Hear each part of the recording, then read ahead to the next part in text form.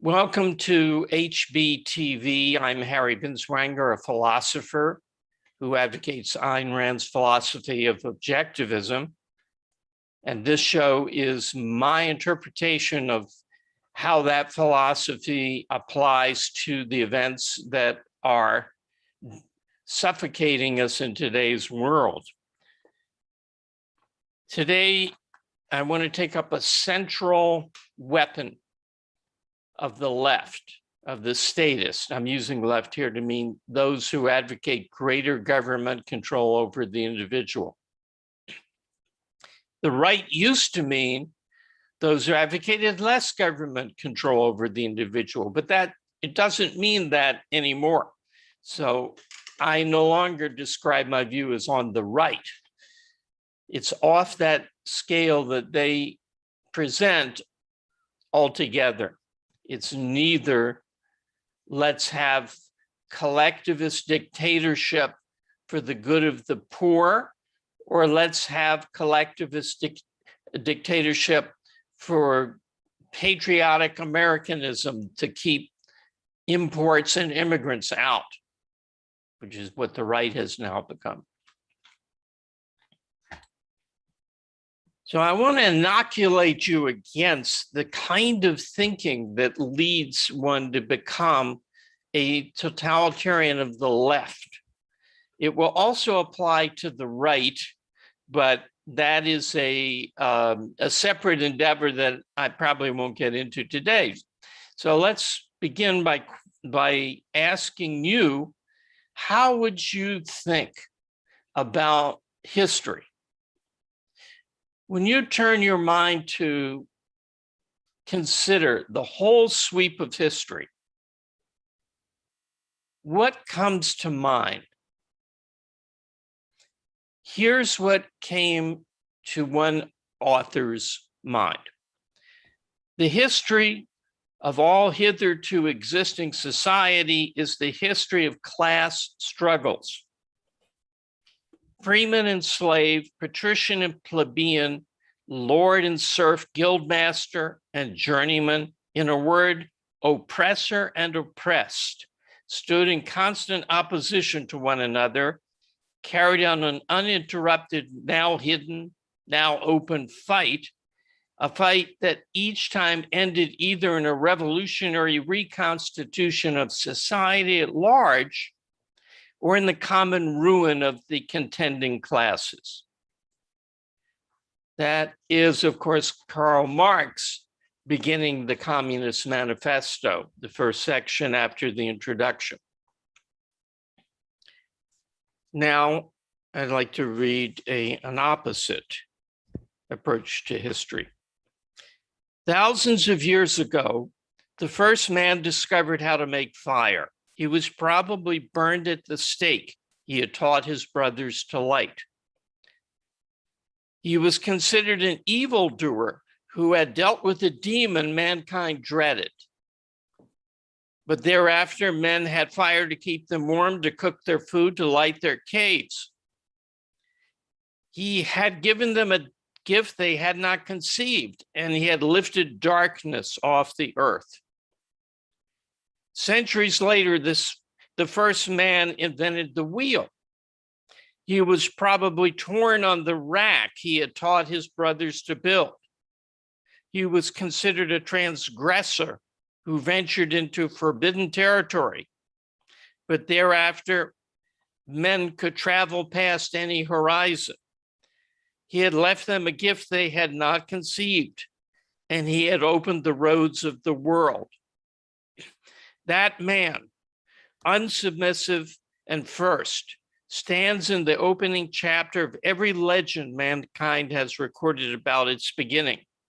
Prometheus was chained to a rock and torn by vultures because he had stolen the fire of the gods.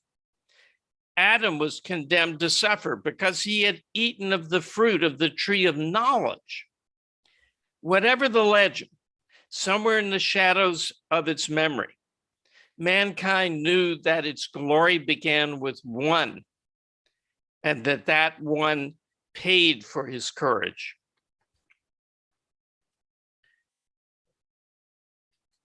So both of them are, both authors, that was Ayn Rand from the Fountainhead. Both authors are talking about an opposition, a conflict, a clash, a fight. Marx sees it as class against class, and he sees history as the story of class warfare.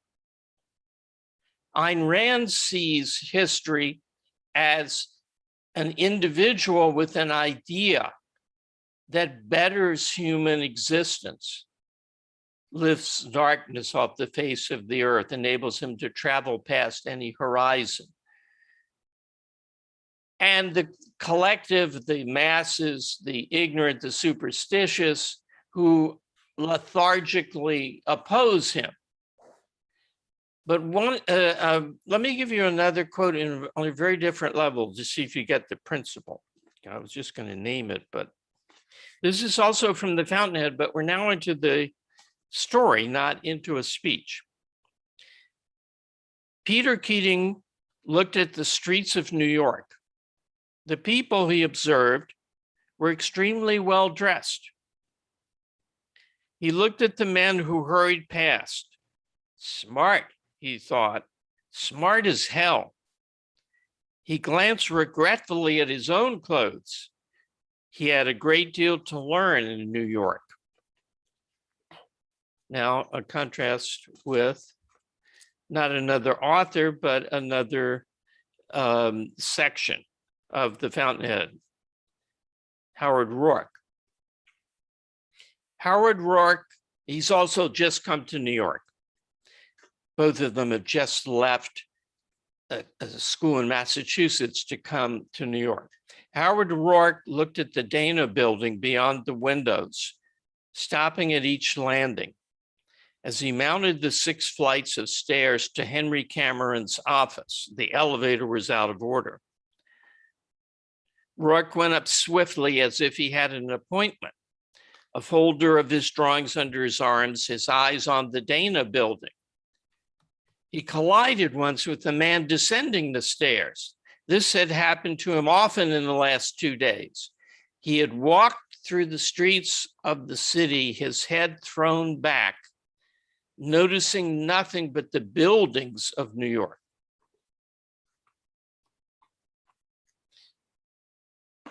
So you get the contrast there. Peter Keating is looking at people and how they're dressed and comparing himself to them. Howard Roark is, who wants to be an architect, both of them want to be architects, is looking at a building that he admires and has looked at other buildings and not seen people at all. That's the difference between the collectivist approach and the individualist approach. The collectivist sees people. He lives in a world of people. History is a story of how people in groups deal with other groups. It's the history of class struggle in his telling of it. The individualist, for whom Ayn Rand speaks, lives in a world of facts, a world where there are people, and some of them are good and some of them are bad, but there's basically work to be done, achievements to be made, progress, fire to be tamed, a wheel to be invented, anesthesia to be developed, computers to be made, galactic, well, it's not galactic, is it? Space travel to be launched. So it's the issue of people-centeredness versus fact-centeredness, life-centeredness. Life is growth, life is motion, life for man is progress. So when you look at the whole sweep of human history, what I'm recommending that you do is look at it as the story of man's rise from the cave to the spaceship. It's not the story of groups against groups. It's the story of man against nature, using his mind to conquer nature. The people-centered view is typified by Erich Fromm, a psychologist who was all the rage in the 50s and 60s. Fromm's slogan was, "Love is the only sane and satisfactory answer to the problem of human existence." No, I think of human survival. I think he even went that far. Ayn Rand says, reason is man's basic tool of survival.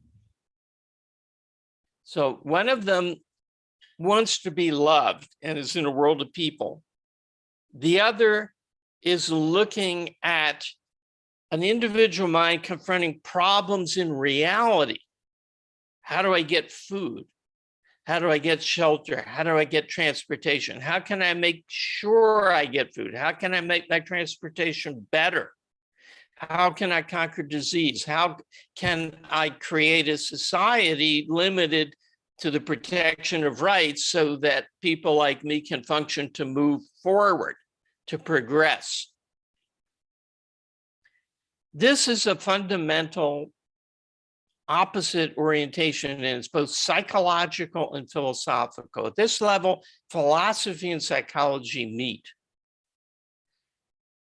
The parasite, as Ayn Rand calls the Peter Keating type, or the second-hander, as she also calls him, or the clinger, as I call him, wants to get his relationships to his group right and his group's relationship to the other groups.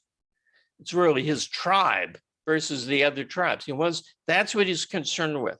Do they like me? Do I fit in? And is our gang coming out on top versus their gang? So for instance, in international trade, he wonders, is China going to outcompete us? It never occurs to him that this is a logical impossibility. As I pointed out in an earlier HBTV, because China is the name for a whole bunch of different companies, some of which are buying from some companies in the US and selling to others. There is no China to compete with the United States.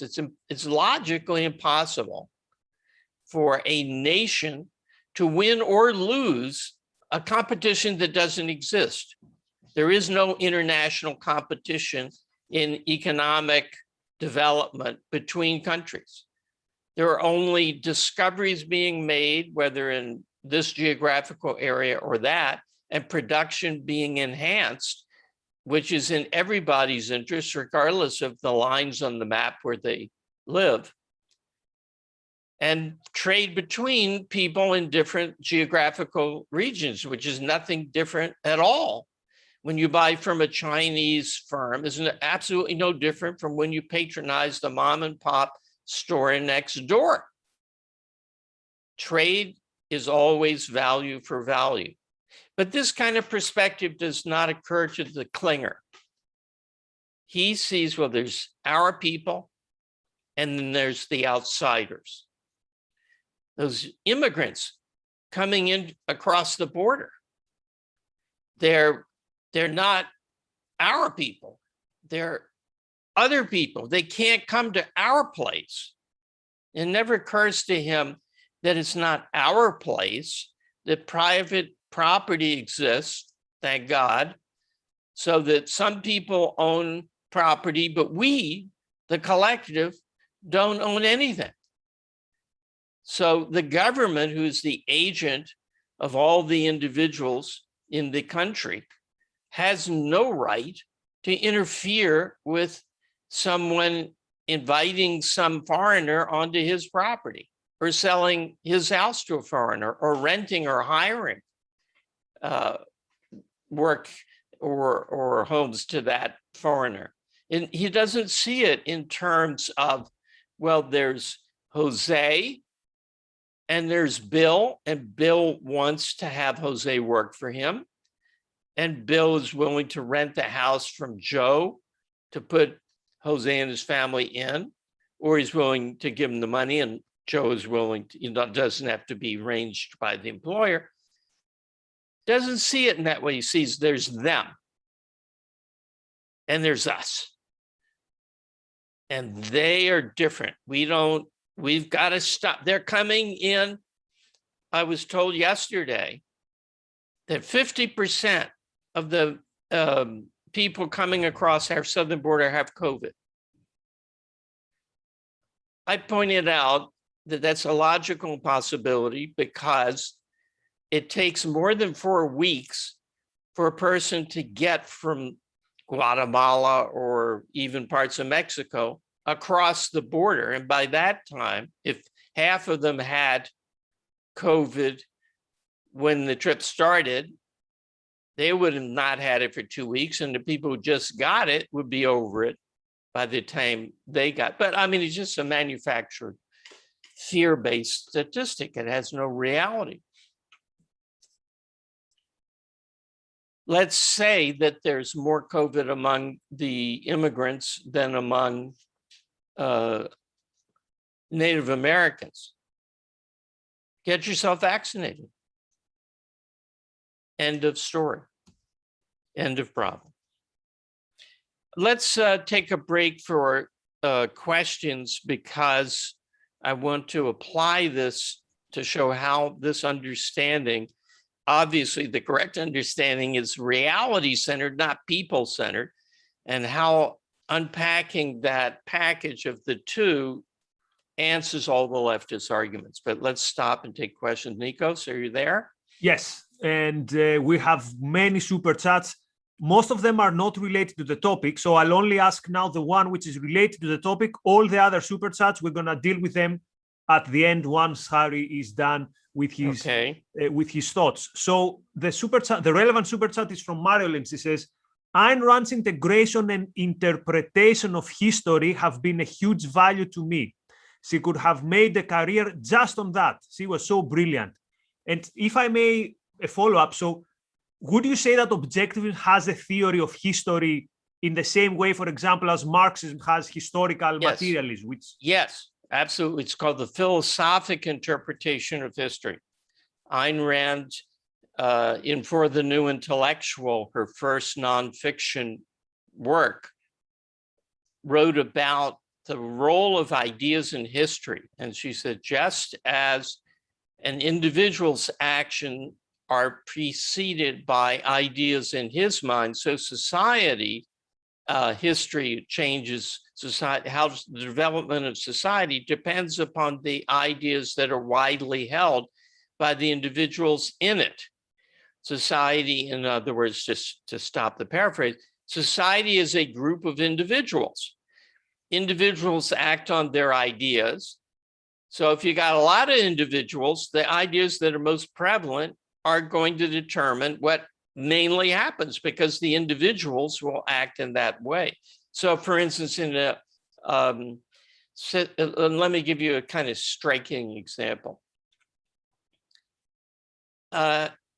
Today, the Ivy League schools, of which Harvard is a symbol, are almost 100%, I would say 96% leftist. For instance, for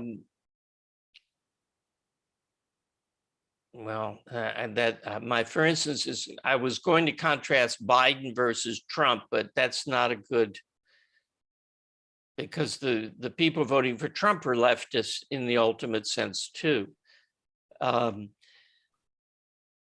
I think this is a well-known fact that I don't have to document, that the Ivy League schools are very, very heavily leftist, progressives, not pro-capitalists, not pro-American, and not even conservative, something I don't want to be identified with at all, but they're not that either.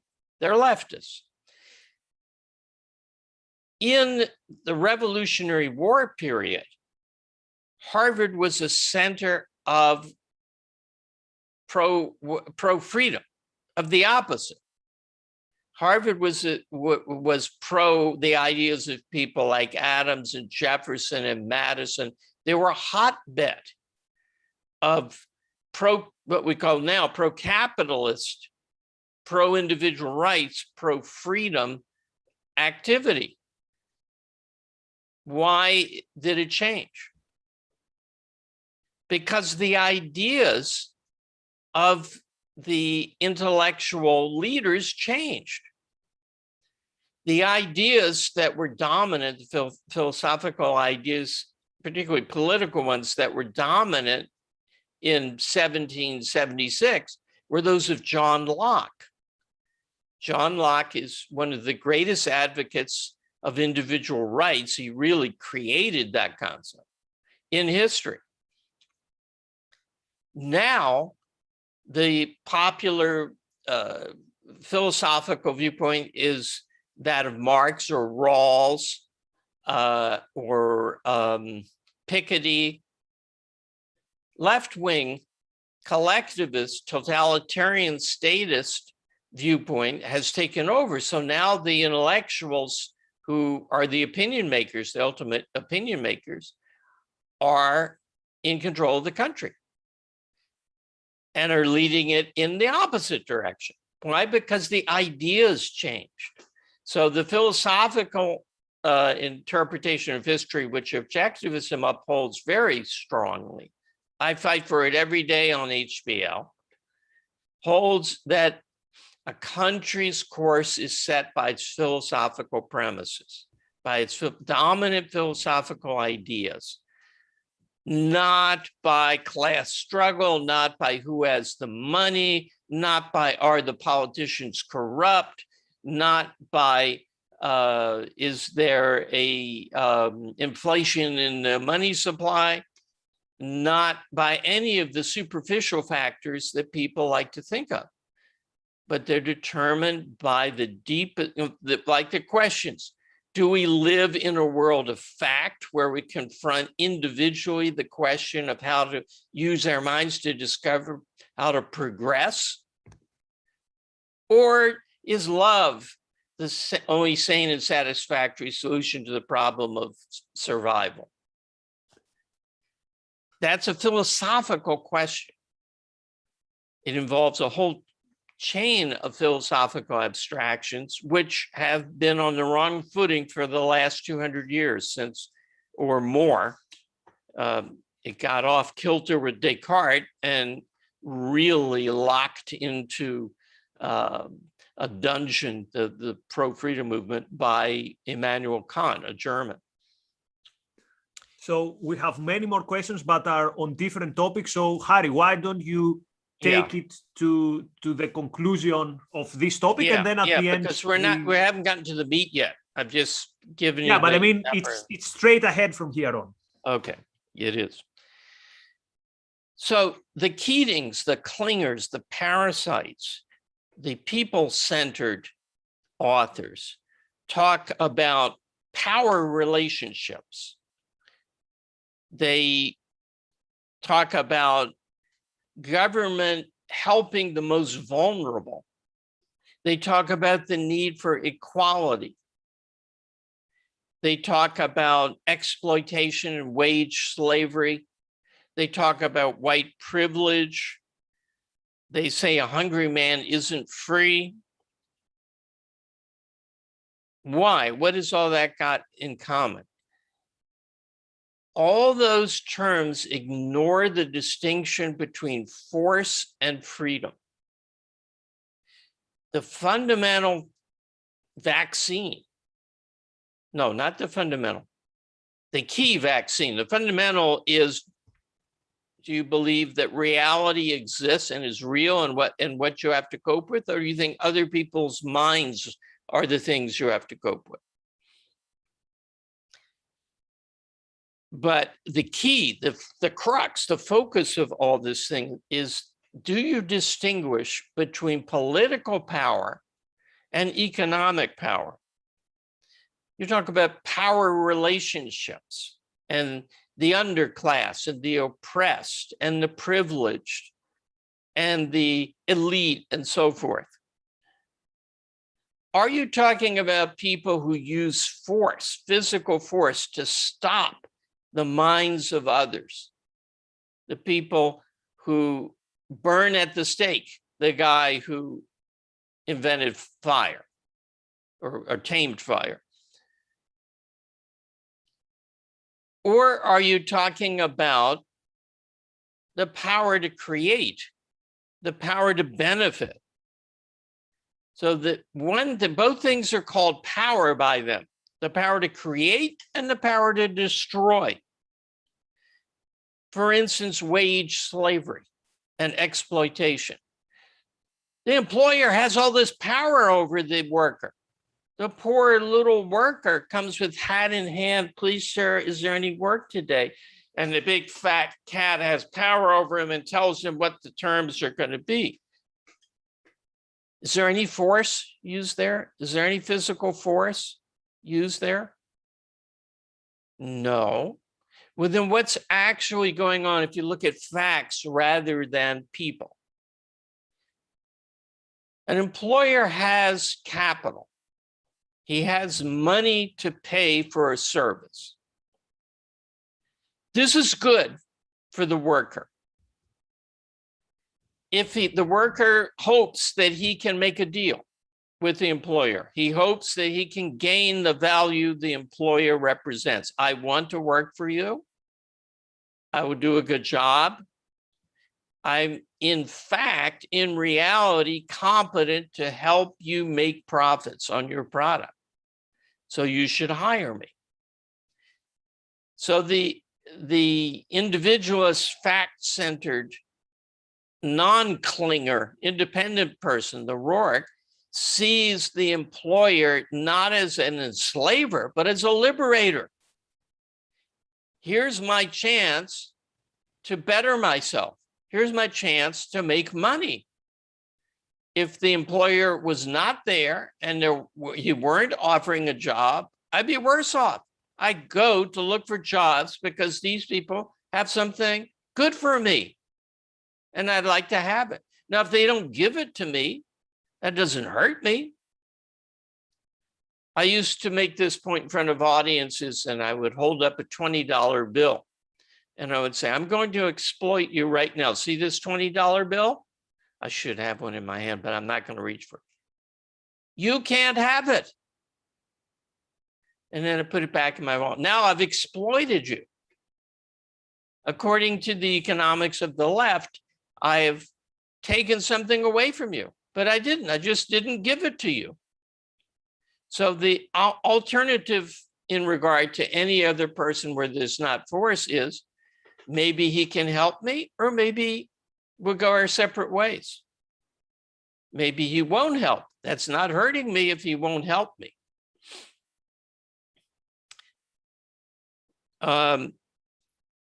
Wage slavery. Where are the chains? What are the chains? Well, he's got to eat.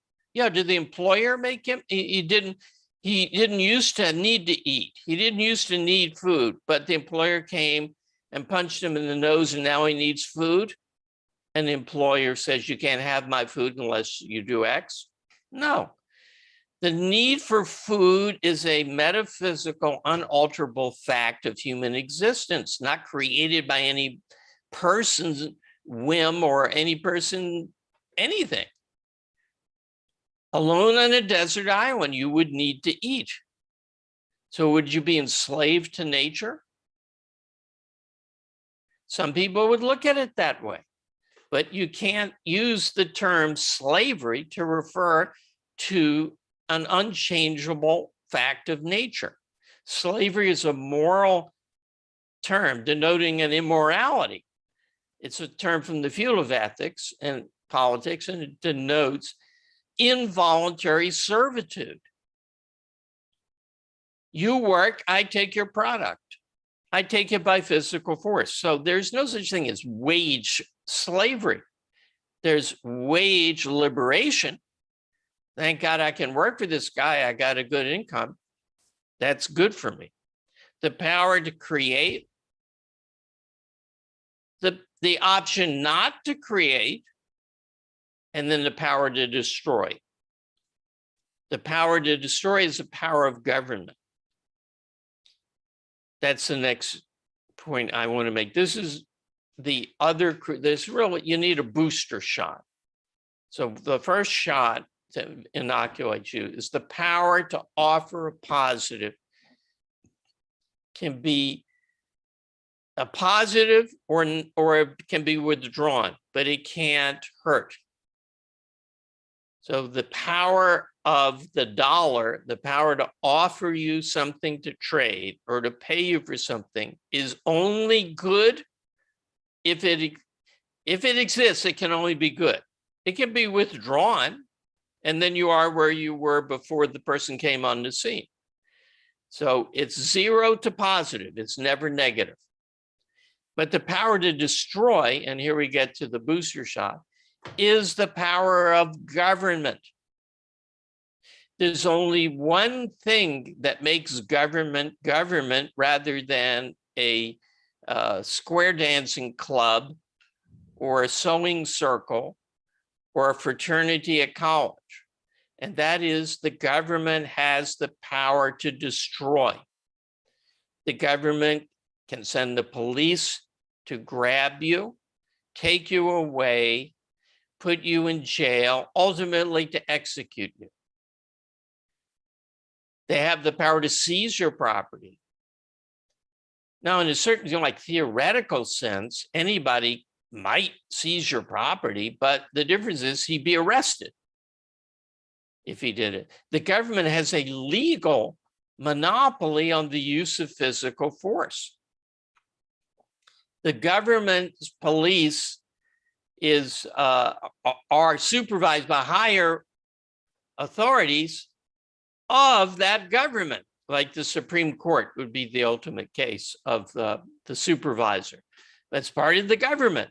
The government as a whole is distinct from a fraternal organization or a bunch of guys on a football team or any other voluntary association by its ability to pass laws, and a law is a rule backed up by force. And when we talk about force, Ayn Rand once defined it this way, say, how do you define force? And she held up her fist. Force means at root, physical contact with another person or his property without his consent. It means hitting him over the head, grabbing him, holding him, taking away his property by just grabbing and seizing it and not listening to his protests, maybe killing him if he tries to resist. So it means the mafia. Physical force means that kind of interaction. The government is the agency with a legal monopoly to use physical force. And it's fine as long as they use it to counter the force of criminals. If they use their force to shut down the mafia, that's what they're there for. That's what the police are there for. That's what the government is there for.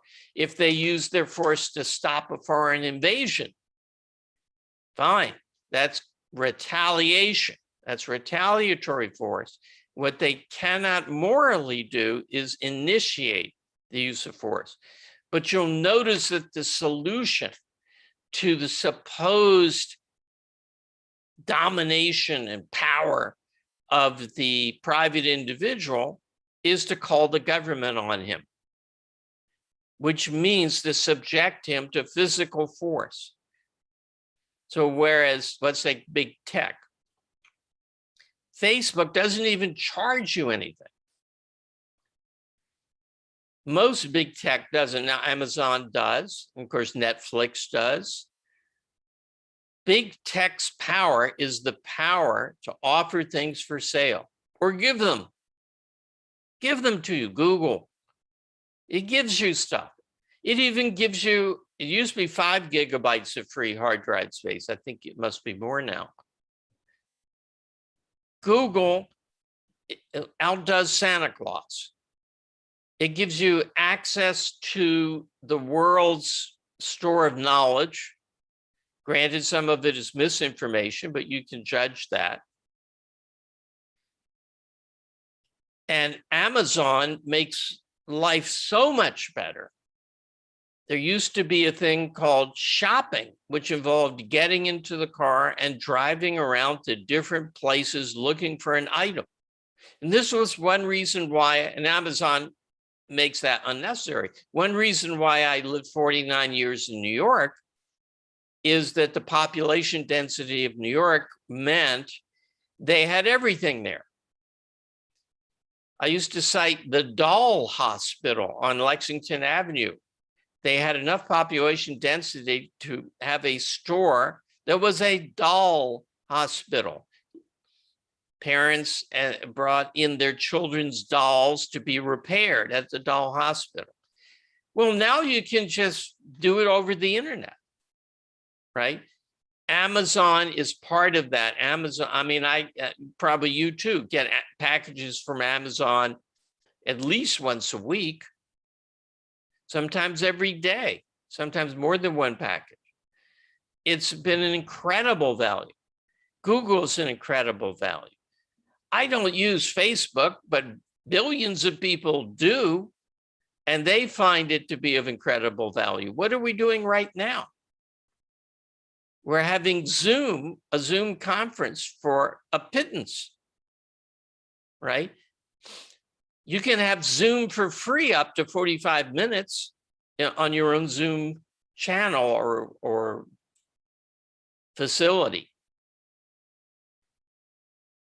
So the contribution of big tech, the power of big tech is to make your life better for nothing or for a small fee. That's a power of big tech. And but it's power, we have to stop it. Well, how do you stop it? You bring in the guns. Government is a gun. So Mark Zuckerberg is hauled before Congress and made to defend himself because people think he has power. Yeah, he has power. He has the power to create, power to make your life better. The power that is hauling him there in front of Congress is the power of the gun, the power of the cop, the power of the jail. So those are the fundamental alternatives. The power to create, which is a good thing and can only help you, and the power to destroy, which is a good thing if it's destroying destruction. If it's shutting down the mafia, repelling an invasion. It's a bad thing if it's turned against the creators, as it is increasingly today.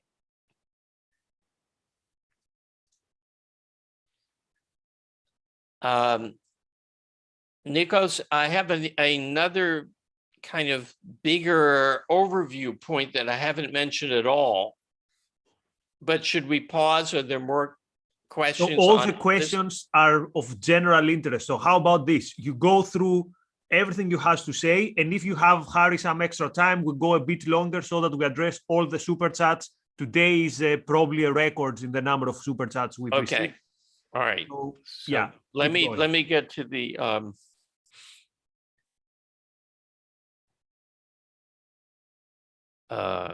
bigger points. Why do people not see the difference between the power to create and the power to destroy? Well, it's because they live in a world of people and they're clingers, and they don't recognize such things as productive achievement and the independence of the individual. So they act as if Mark Zuckerberg is there to be their servant, that he lives to serve society.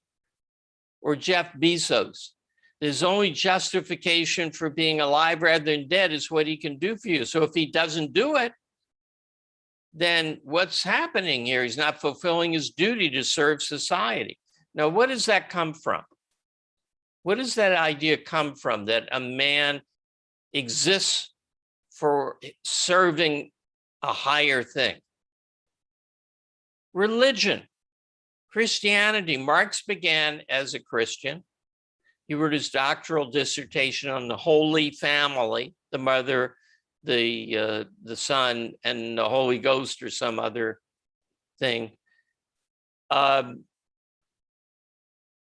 Sermon on the Mount, Christianity introduced the idea of love thy neighbor as thyself, and which quickly became love thy neighbor more than thyself, which quickly became love of yourself is disgusting, evil, the source of all the badness in the world. Selfless duty to others, like Mother Teresa, is the source of all goodness in the world. And what was the argument for this? Nothing. It just felt right to clingers. There's never been an argument given for that. It's the word of God, so you better believe it. So in modern terms, it's the service to your neighbor, which is higher than yourself, is called altruism, a term coined by Auguste Comte, a Frenchman in the 19th century. Alter means other in Latin, so it's otherism. And it's exactly the ethical corollary of being people-centered, of being a clinger. If you're a parasite, you want to be taken care of, to be fed, to live off others. So you're very congenial to not an argument, but a statement, we are our brother's keeper. Everybody owes sacrifices to those less well off. That's the doctrine of altruism, which began with Christianity, or probably earlier, but really got going full steam under Christianity. Christianity pushes that as its ethics. The other reason why clingers don't understand that there is the power to create, which is good, and the power to destroy, which is bad, unless aimed at destruction. Why they don't understand that is determinism, which they feel. Determinism is the doctrine that you have no choice. You are a pawn of something. It's like fatalism. Your fate is laid out for you. The two popular forms of it are social determinism. You're determined by the people around you, your society, your upbringing, other people, what they tell you, you have to believe it. And genetic determinism. We're determined by our genes, by our inheritance, by our blood, by the race, by our descent. So racism is one form of determinism, but there are many other forms. And the clinger has a vested interest in believing in determinism, but it also feels right to him. Yeah, I have no choice. And if you say to him, look, you don't have to accept the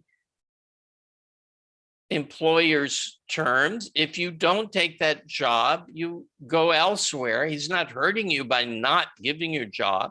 You don't have to listen to the people who you disagree with. If you don't like what politician X is saying, just turn him off. You have that choice. No, I don't. I don't have that choice, the clinger feels. Peter Keating feels he has no choice. He has to go along with his significant others. Why? Because he has given up his choice. He has decided to conform. Once you decide to conform, if you don't I suppose if you consciously said at age 6, I'm going to follow others, they know best, and my choice is to go with them, then you could undo it. Then, some years later, when you reflect and say, this isn't working out, I don't like this, I feel like I'm in chains to them, you could reject it. But the choice isn't made consciously in those terms. The choice is made by surrendering to your mother when she says, share your toys. That's the good thing to do. That's the right thing to do. Go to church. That's the right thing to do. Don't be selfish. That's wrong. My mother used to say, you. That's all you think about, you. Life is with people, Harry. And I never bought it. But if you don't turn on your mind, which is your root of all your choices, you're going to eventually give in to that. You don't have anything else to go with to fight it. So a clinger is a person who surrendered his thinking to the assertions of others. And now he feels dependent upon them. And he has to, he feels, believe what they tell him. That maybe that's not the right way to put it. He cannot stand up to the disapproval of other people, because he could reject what they believe if he has his own little tribe, all of whom reject what this other tribe believes. So he can take refuge in, no, we don't believe that. You know about how people say, I wasn't brought up to do that. Well, what are you, a piece of putty? What do you mean you weren't brought up to do that? What about your mind? What about your thinking in terms of, is it right or wrong to do that? So the determinism is felt because one has not used one's mind in over years and cannot conceive of finding one's own way to the truth. The clinger's only conception of truth is what they say. The clinger's only conception of his being secure and safe is love. They love me. Remember Sally Field? You like me. You really like me. That's what she said when she got the Academy Award. Very embarrassing.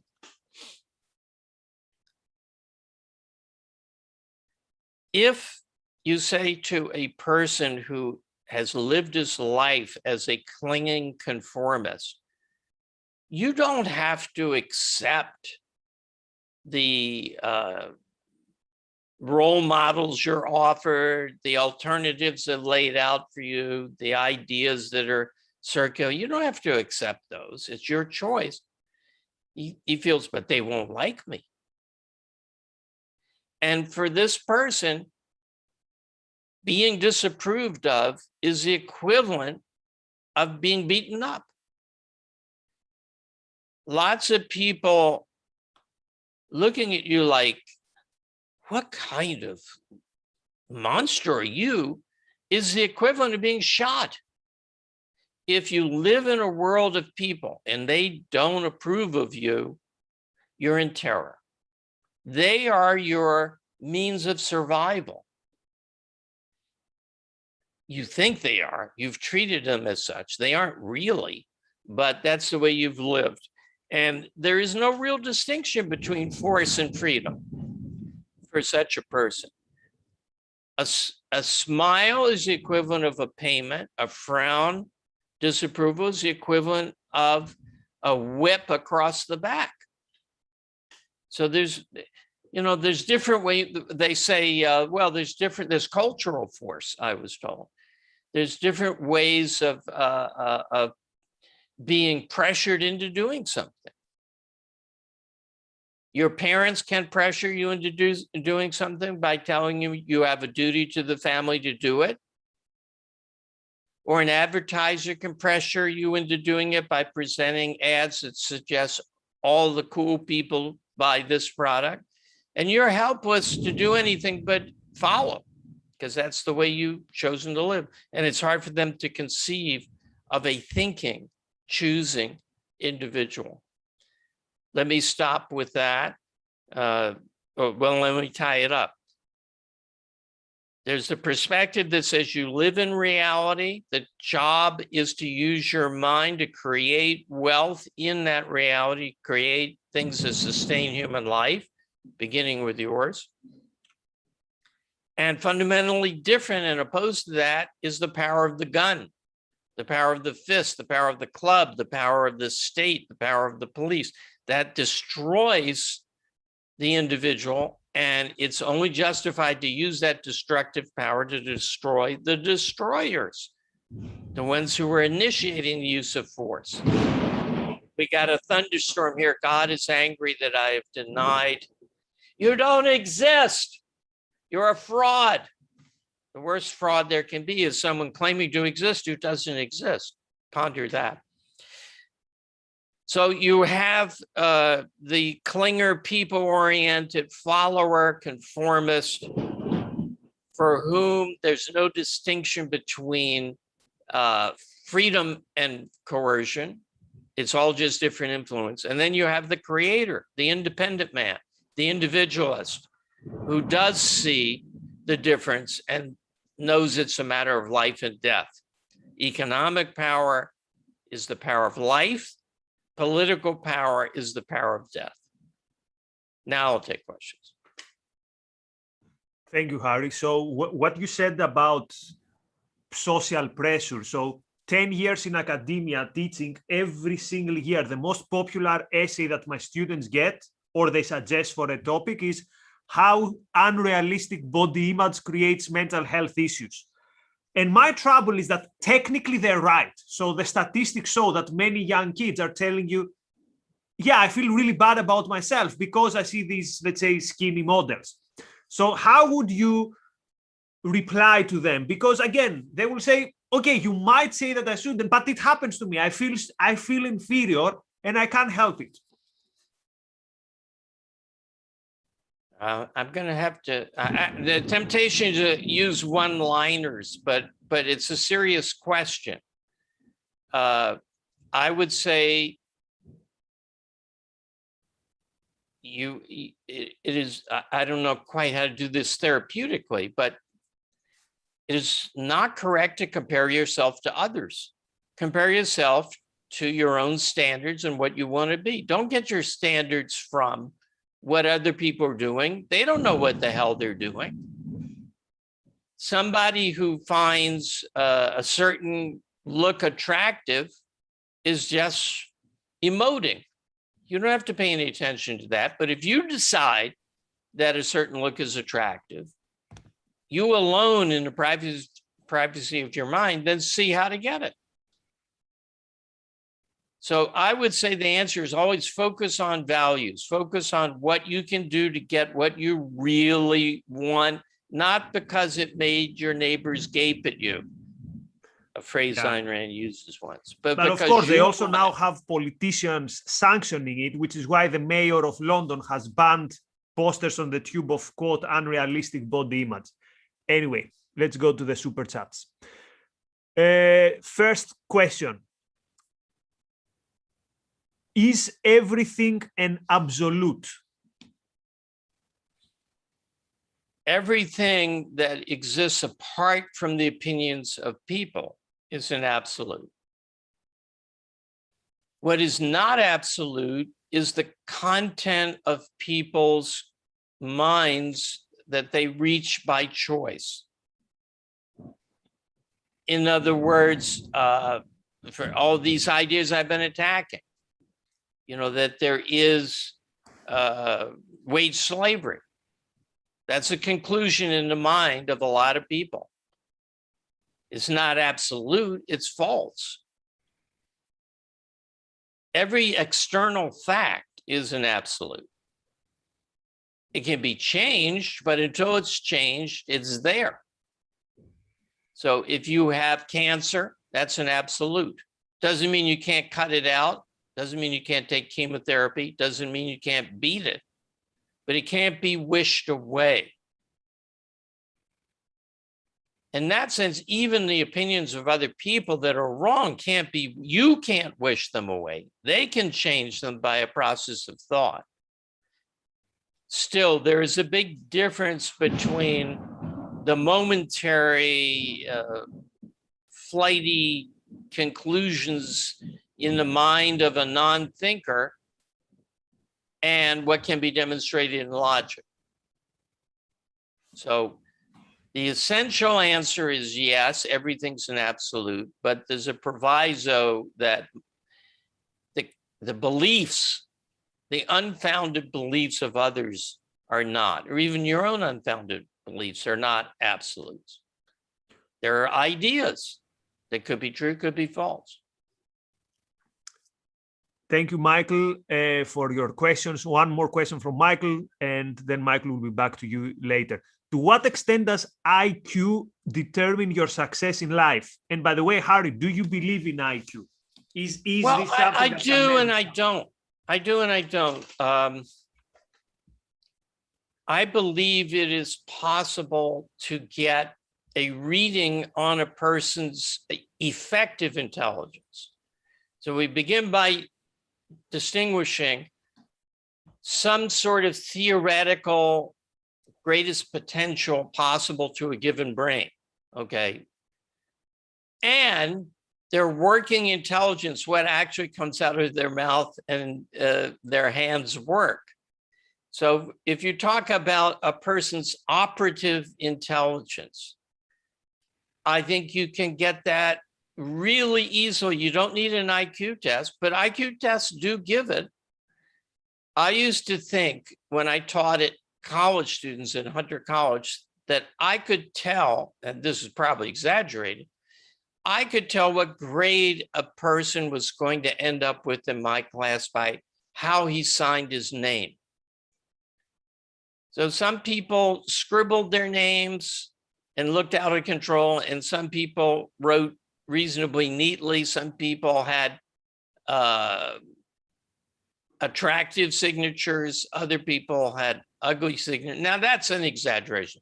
But what I do believe is if I asked them to write a paragraph on anything, you know, the famous, what did you do on your summer vacation? I could tell the A student, the B student, the C student, because intelligence is manifested widely. If working intelligence. Now, so yes, IQ measures it, but so does any test you give a person if you know how to read it. So what was the question now about? That was a preface to the whether question. Whether IQ can predict your success in life. Well, how are we measuring success in life?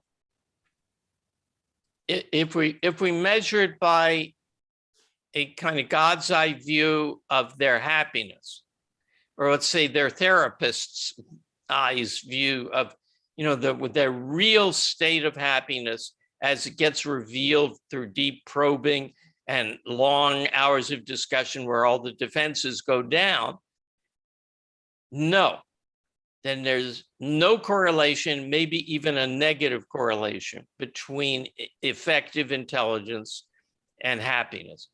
If you mean money, yeah, there's a general correlation between intelligence and how much income you will have, because you're dealing with a decreasing supply, so you have to pay more. In other words, there are fewer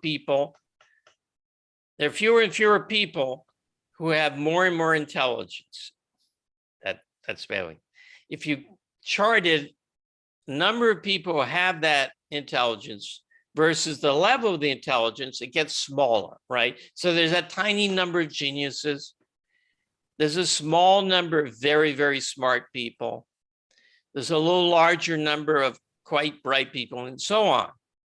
I don't think that there's the biggest is the total morons at all. I think in the middle, it's a bell curve. And in the middle is the average intelligent people. They are not only the mean, but the median, that is the most frequent, is average intelligence.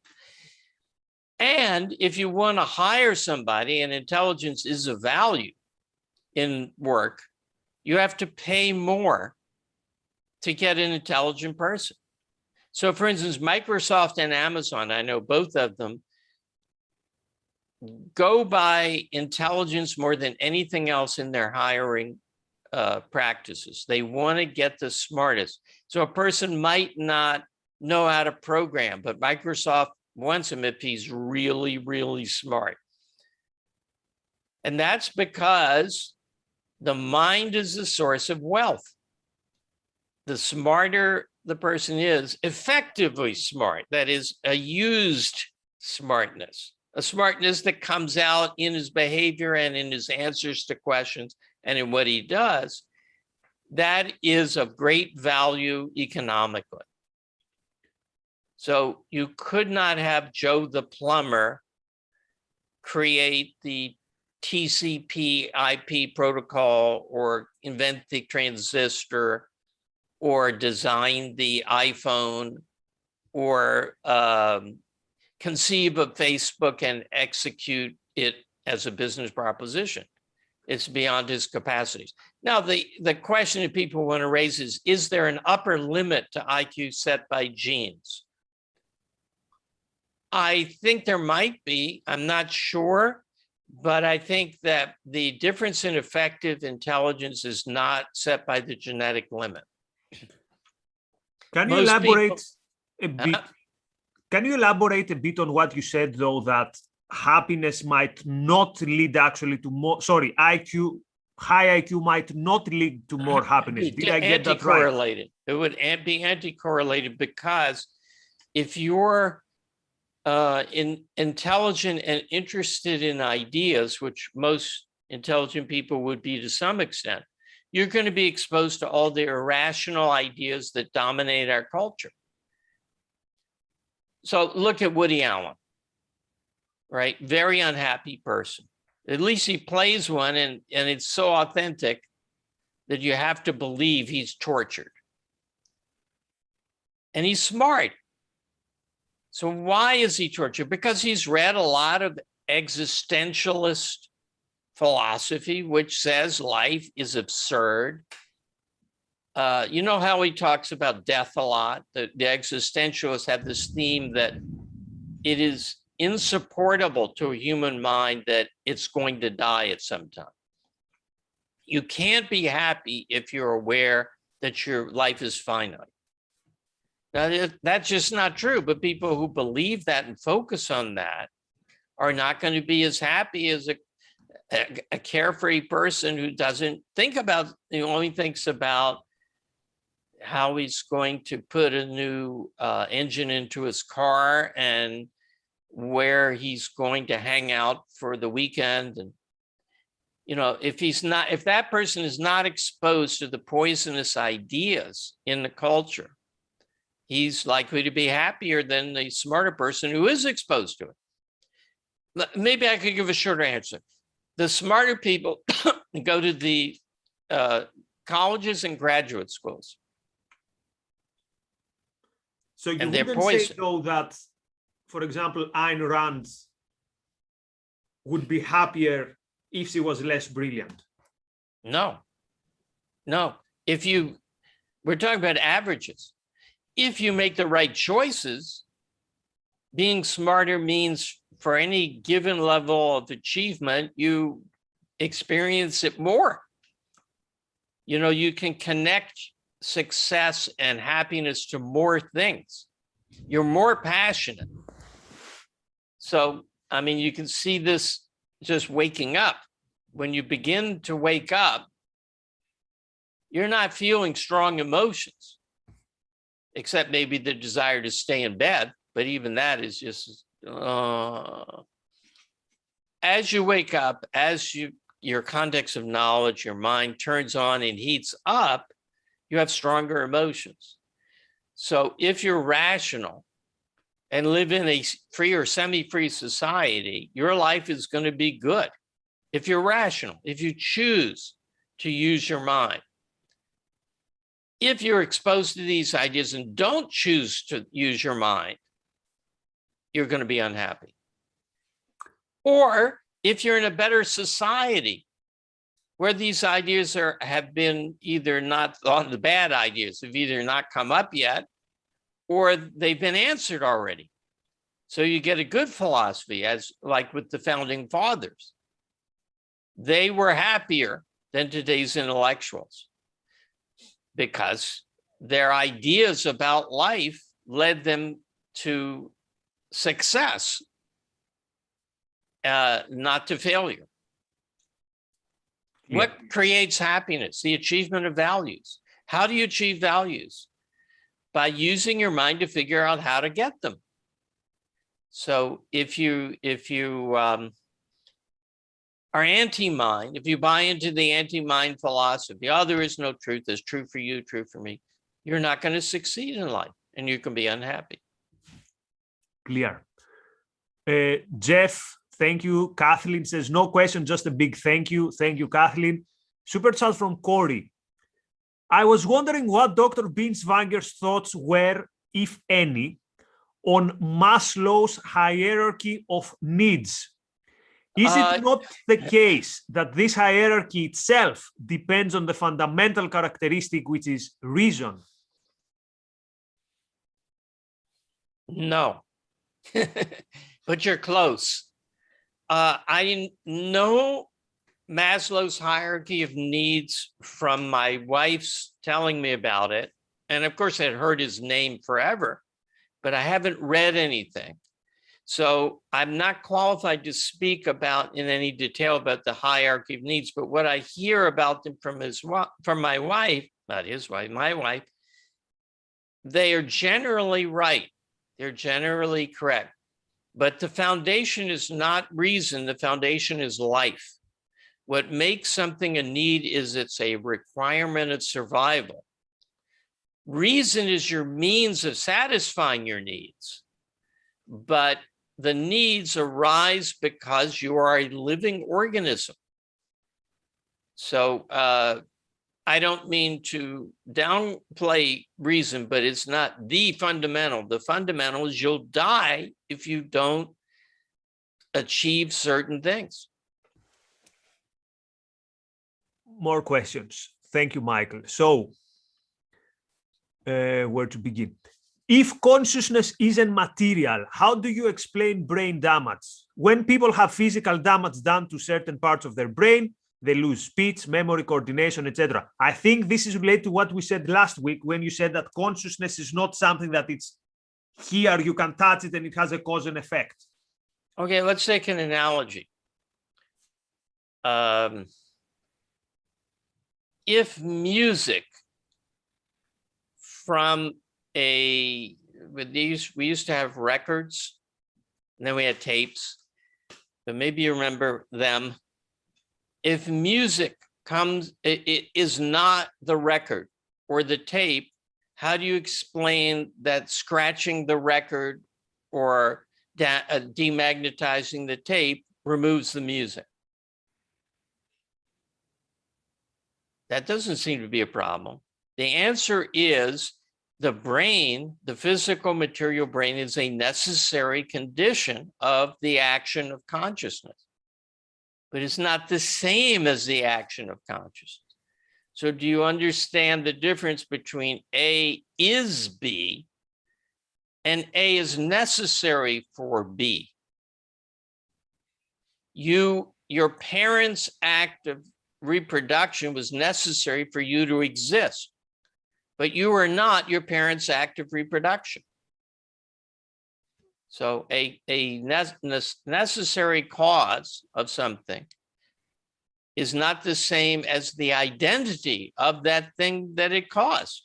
So just what philosophers call a category mistake to say that because consciousness has physical conditions, that consciousness is matter or even motion of matter. That was a helpful analogy. Okay, 5 more questions. So depending on how much time you want to be shorter or not so short. Has the Enlightenment proven itself too powerful for Immanuel Kant to stop? Is the West so rich at this point that we can keep absorbing statist policies until objectivist ideas win out? Boy, I wish I knew the answer to that. That's my answer. I think maybe the questioner has read me. My answer to the question, why haven't we destroyed ourselves already, is that technology has outrun government. And the question is, can technology continue to outrun government long enough that the better ideas have time to win out? Because it's a very slow process to change philosophy. You talk about turning the battleship. Well, this is like changing the sea, emptying the sea the battleship is floating in, and putting the sea in a new place, and then moving the battleship over to it. It's a very slow, hard process, but we did it.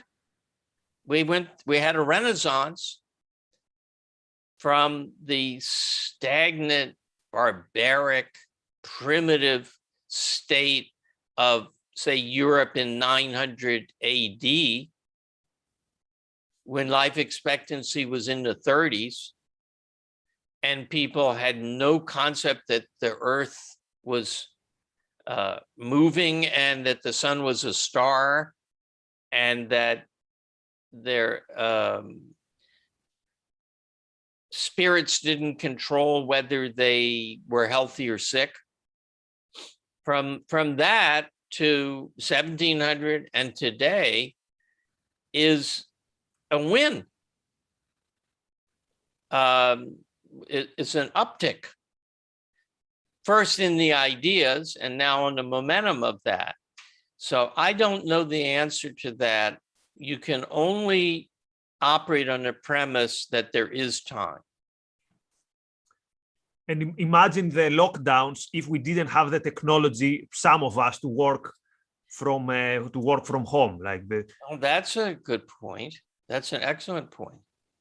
Thank you. So another question from Mike. Even though the right has become more nationalistic, there is still an individual element on today's right that doesn't exist on the left at all. Maybe. But it's so compromised now that I don't want to be associated with, the people who are involved in insurrection on the Capitol. I don't want to be associated with Donald Trump. I don't want to be associated with the people who oppose vaccines. I don't want to be associated with the people who think immigrants are a threat. I don't want to be associated with the people who think outsourcing manufacturing is bad for America. I don't want to be associated with the people who say big tech, when they won't put my ideas up, is using force against me and should be put in jail or broken up or something. None of that used to be true. For instance, I was a strong supporter of Barry Goldwater, but probably few of your listeners are old enough to know what Goldwater was or how he behaved and acted and what he stood for. But there was a time when you could definitely, Ayn Rand said, I'll tell you a little story. First of all, she defined the right in the 70s sometimes as the vaguely pro-capitalist side, which it no longer is. I was in her apartment and the doorbell rang. And it was some other residents of the apartment building who were trying to register people. And they said to her, "Are you a Republican?" And her answer was, "Devoutly." Now, this was about 1979. She loathed Reagan, loathed him.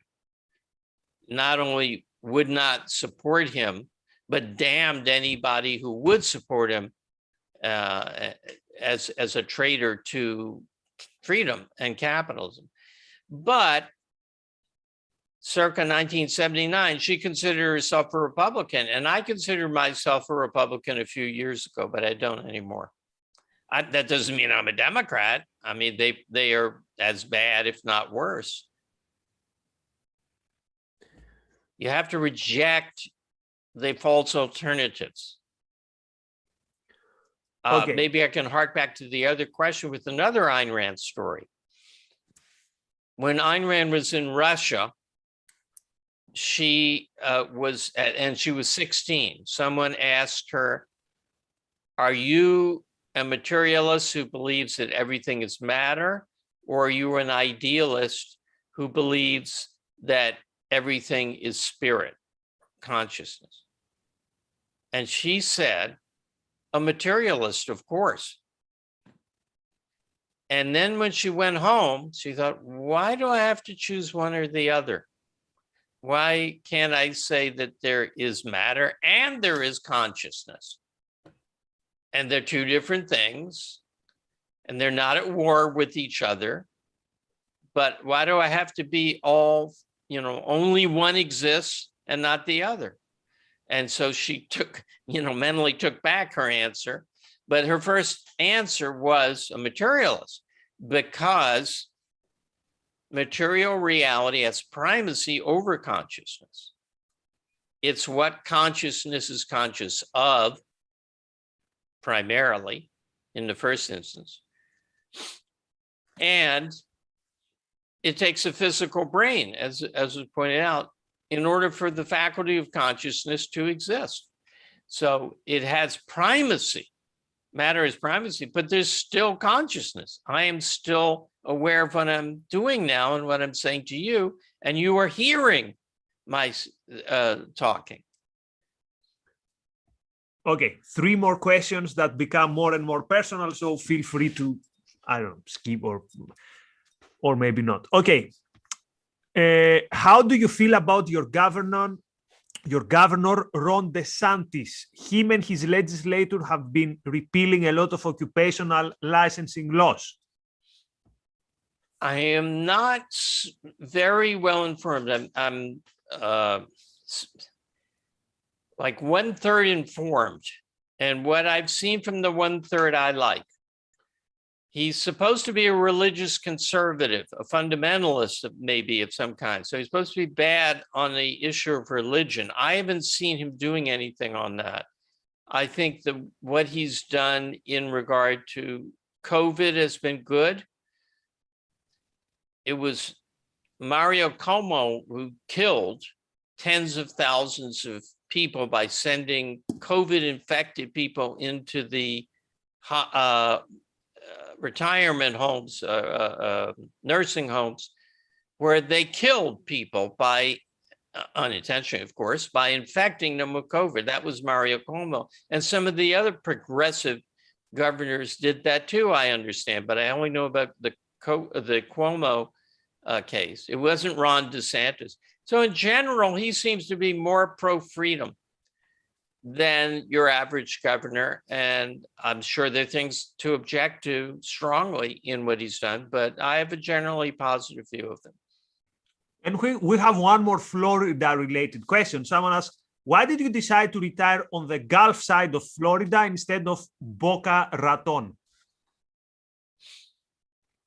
I don't have anything interesting to say about that. I have friends in Naples, which is the Gulf side, and I'm not retired. What's interesting is why I made the decision to move at all. So I think the other side was going to be too expensive and too hot. Whereas Naples gets a cool breeze, and it's never been 100 here. The highest ever in recorded history is 99. And I like the looks of it. Plus, I had a lot of big box stores. But the interesting thing is why I decided to leave New York City. And there were a few factors. The Mayor de Blasio had been elected, and I don't know if he's literally a communist or only figuratively a communist, but I knew no good was going to come from that. The older you get, the harder it is to take winter. I never liked winter. Well, I did as a child, but I didn't like it as an adult. And technology. Through the computer, it doesn't really matter where you are. So I had the freedom to live. I used to feel if you're outside of New York, you're nowhere. And remember my story about the doll hospital, and now you can get that on the web. The availability of information, communication, and goods everywhere that there's broadband made it feasible for me to move. And the last question is also a personal question related a bit to the history of the movement. When was the last time you spoke with Alan Greenspan? Well, I only had a very, very faint contact with Alan Greenspan. I would say the last time was 1969. He was at a party, a New Year's Eve party at Ayn Rand's. You know, I'm not sure I spoke to him, but I was in the room with him and, you know, about 20 people at a New Year's Eve party at Ayn Rand's apartment. She celebrated New Year's Eve. That was one of the holidays that she did like to celebrate. And she or some of her friends would host a party every New Year's Eve, and I got to two of them. I was through with Alan Greenspan before that, when he published an article in Barron's, a disgraceful article, advocating the view that the reason for the dominance of the left was something he called fiscal constituencies, that politicians were now loyal to the people who funded them, not to the voters. And I thought that was such a superficial thing. And he had the opportunity to say the kind of fundamental things I'm now saying, and he didn't take it. And I was disgusted. So By the way, I did not like him from way back. Anyone who is interested on Harris and his history in the objectivist movement, through HBL, the Harry Binswanger letter, Harry's website, hbl.com. No, hbletter.com. Sorry, hbletter.com. Harry has been running a series, a very detailed series of, let's say, webinars or something like we do, but only for HBL members, his history in the objectivist movement. So at the same time, you follow Harry's history in the movement, but also it's a historiography of the movement. So our friend who asked this question, I think you're going to find a lot of value to that. So thank you so much. So many questions we had today. Thanks to our super chatters. Thanks to Harry for having the energy to address them all. So tomorrow on the Daily Objective, we have Lisa Van Dam and we have a Q&A on parenting. So you can ask questions to Lisa via super chat. If you're a member of Ayn Rand Center UK, you can send your questions to me or to Razi in advance, and we're going to ask Lisa. And also tomorrow at 7 p.m. UK time, 2 p.m. Eastern time, Yaron Brook is going to debate the leader of the Scottish Libertarians on the question, is libertarianism good or is libertarianism bad? So we're doing a lot of things. We have the support and the sponsorship in some of our things like the HBTV and in the Yaron Debates Europe. We have the support of the Ayn Rand Institute. A big thank you to the Ayn Rand Institute, but also a huge thank you to those of you who show up to these events, who take value out of these events, and who support us with your super chat. Consider becoming a member, arcuk.com/membership, and support what we're doing. Thank you so much. Thank you, Harry. Thanks, everyone. See you next week. Thank you, Bye-bye. Nikos. Thank you.